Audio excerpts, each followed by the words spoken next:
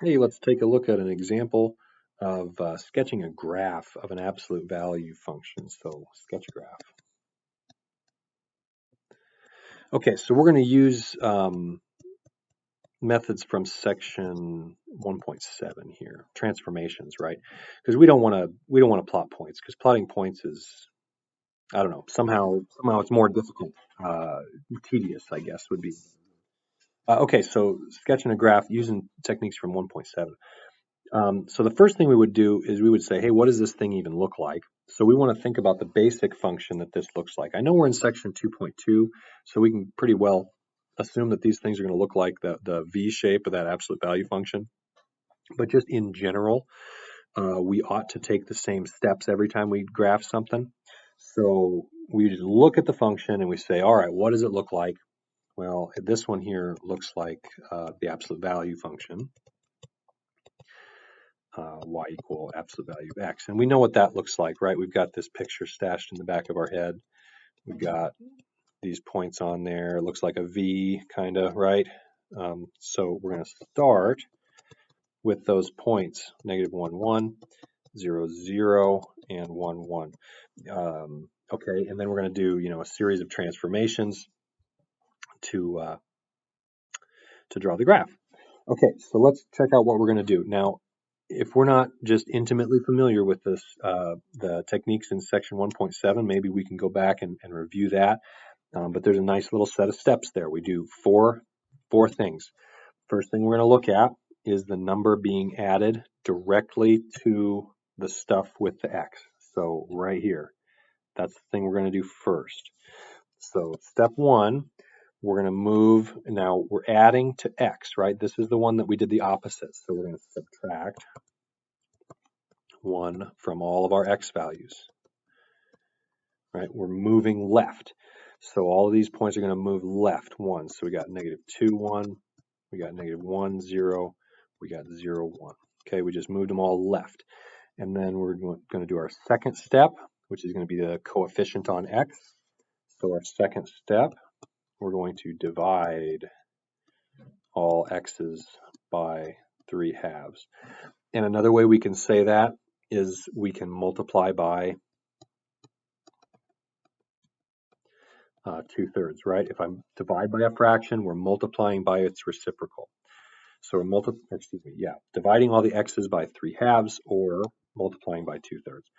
So we can do this dividing all the x values. So negative 2 is going to give us negative 4/3. Negative 1, we're going to have negative 2/3. 0 times anything is always 0. And there we go.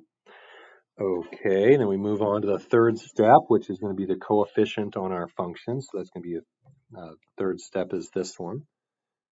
So our third step, we're going to multiply the y values by negative 1.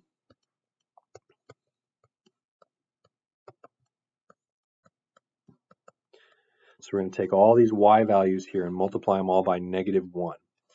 So, or excuse me, not negative 1, negative 2.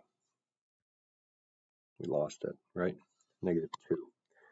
Okay, so all these y values get multiplied by negative 2. So all the x's are going to stay the same. So we got negative 4/3, 1. I got to multiply it by negative 2, don't I? So negative 2, we've got negative 2/3. 0 times negative 2 is going to remain 0.